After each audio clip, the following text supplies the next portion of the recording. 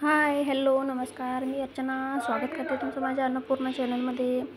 तर आज मी तुमच्यासाठी घेऊन आलेली आहे छोले कसे बनवायचे ह्याची रेसिपी.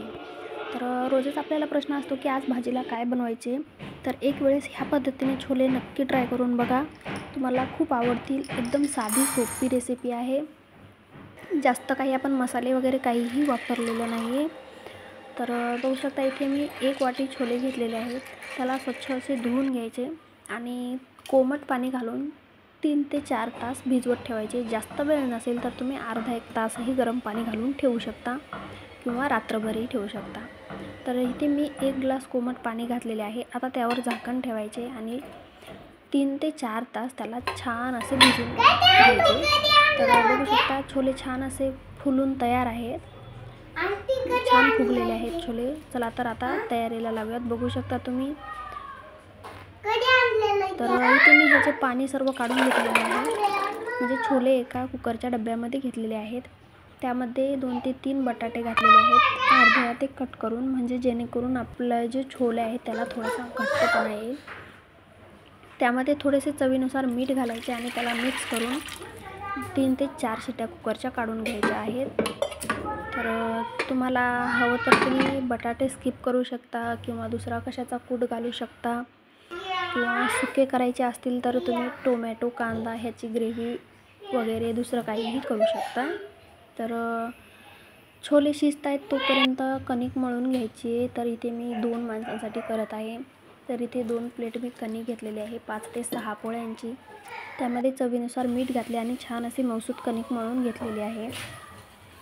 आता यावर झाकण ठेवून साईडला ठेवा, म्हणजे जोपर्यंत आपले छोले होतील तोपर्यंत कणिक छान अशी मऊसूत होईल. तर आता इथे मी 1 कांदा आणि 1 टोमॅटो घेतलेला आहे.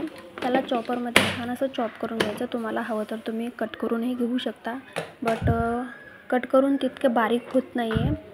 सो इथे मी चॉपरने चॉप करून घेतलेले आहे. छान असं बघू शकता तुम्ही किती छान बारीक बारीक कट झालेले आहे. इथे छोलेही शिजून तयार आहेत. तर ह्याचे आता बटाटे साईडला घ्यायचे आणि त्याच्यावरचे जे सर्व साल्ट आहेत ते आपल्याला काढून घ्यायचे. तर मला जास्त वेळ नव्हता म्हणून मी लगेच गरम मला आता लागलं तर गार करून घेऊ शकता, म्हणजे हाताला चटके नाही लागणार. तर बटाट्यांची साल्ट काढून झालेली आहेत. बघू शकता. आता ह्याला छान असे बटाटा मॅशरने मॅश करून घ्यायची. त्याला तुम्हाला हवं तर हातानेही करू शकता, बट गरम होते त्यामुळे मी मॅशरने केलेले आहे. आता कढई गरम करायला ठेवलेली आहे. त्यामध्ये 2 चमचे तेल घातलेले आहे. तेल गरम झाले की त्यामध्ये मोहरी घालायची. मोहरी छान अशी तडतडली की त्यामध्ये जिरे घालायचे. मोहरी आणि जिरे तडतडले की त्यामध्ये थोडंसं हिंग घालायचं. हिंग झाला की लसूण बारीक कट करून घेतलेला आहे. तुम्हाला हवं तर तुम्ही ठेचूनही घेऊ शकता. तर लसूणही लालसर रंग येईपर्यंत परतवून घ्यायचा आहे आपल्याला. आणि आता ह्यामध्ये आपण जे टोमॅटो आणि कांदा चॉपरमध्ये चॉप करून घेतला होता तो घालायचा आहे. ह्याला छान असे 1 ते 2 मिनिटे तेलामध्ये परतवून घ्यायचे आहे, म्हणजे त्याची छान ग्रेव्ही तयार होईल. टोमॅटो छान शिजवून निघेल. तर बघू शकता इथे मी 1 ते 2 मिनिटे परतवून घेतलेले आहे आणि ह्यामध्ये मसाले घातलेले आहे. तर गरम मसाला आहे, छोले मसाला, हळद आणि लाल तिखट आहे. ह्याला छान असं मिक्स करून घ्यायचं. परत मसाला टाकल्यानंतरही 1 ते 2 मिनिटे परतवून घ्यायचं आहे. तर बघू शकता मसाल्याला कसे तेल सुटलेले आहे. आता ह्या स्टेपला यामध्ये जे आपण बटाटे मिक्स करून घेतले होते ते बटाटे घालायचे आणि परत ह्याला मिक्स करायचे.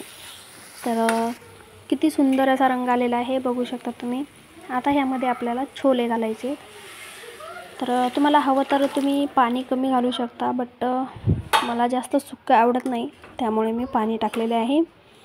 तर बघू शकता किती सुंदर असा रंग आलेला आहे.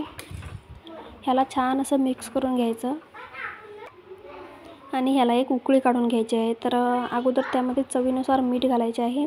आपण अगोदर मीठ घातलेले नाही आहे त्यामुळे चवीनुसार जितके लागेल तितके मीठ घाला. नंतर कोथिंबीर घालायची आणि परत एक वेळेस ह्याला मिक्स करून 5 ते 6 मिनिटे मंद आचेवर उकळी आणून घ्यायची आहे. म्हणजे शिजूच द्यायचे आहे आपल्याला 5 ते 6 मिनिटे. तर बघू शकता किती सुंदर असा रंग आलेला आहे भाजीला. एक वेळेस ह्या पद्धतीने नक्की ट्राय करून बघा. बाकी कुणी चहापत्तीचे पाणी घालते, खडे मसाले घालतात, बट मी शक्यतो काही भाज्यांना स्किप करते खडे मसाले घालणं. एक वेळेस या पद्धतीने नक्की ट्राय करून बघा आणि तुम्हाला माझी रेसिपी कशी वाटते मला कमेंटमध्ये नक्की सांगा. तर चला, छोलेही झालेलेच आहेत. आता इकडे पोळ्यांची तयारी करूयात.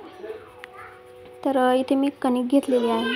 त्याला छान असं आपण जसं पुरणाच्या पोळ्या करतो त्या पद्धतीने कणिक तेलामध्ये भिजवून घालायची आहे, म्हणजे पोळीही छान फुगती आणि मऊसूत होते. तर ह्या पद्धतीने पोळी एक वेळेस नक्की ट्राय करून बघा आणि कशी झाली मला कमेंटमध्ये नक्की सांगा. तर शक्यतो पोळीला जास्त पीठ लावायचे नाही आहे. सुरुवातीला आपण जितके पीठ लावू तेच पीठ, कारण जास्त पीठ लावले तर पोळी आपली लालसर होऊ शकते. तर चला, पोळी ही लाटून तयार आहे, बघू शकता. जास्त जाडही नाही, जास्त पातळही नाही. तर इकडे तवाही गरम झालेला आहे, त्यावरती पोळी घालायची आणि जोपर्यंत पोळीवर बबल्स येत नाही तोपर्यंत आपल्याला पोळी उलथायची नाही आहे. तर मंद आचेवर सुरुवातीला हाय फ्लेमवर पोळी भाजायची आणि नंतर मंद आचेवर पोळी भाजून घ्यायची. बघू शकता कशी फुगत आहे आपली पोळी. आता ह्याला थोडे तेल लावून घ्यायचे, जास्त तेल लावायचे नाही. तुम्हाला हवं तर तुम्ही तूपही लावू शकता.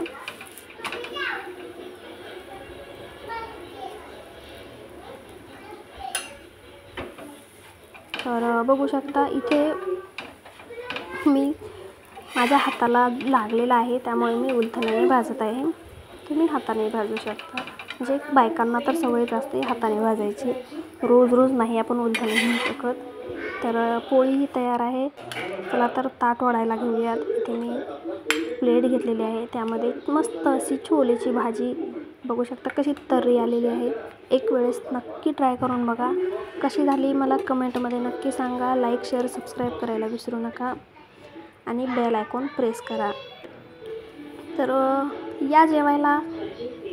आणि आता काय बोलावं मला सुचत नाही आहे. माझी रेसिपी ट्राय करून बघा. थँक्यू.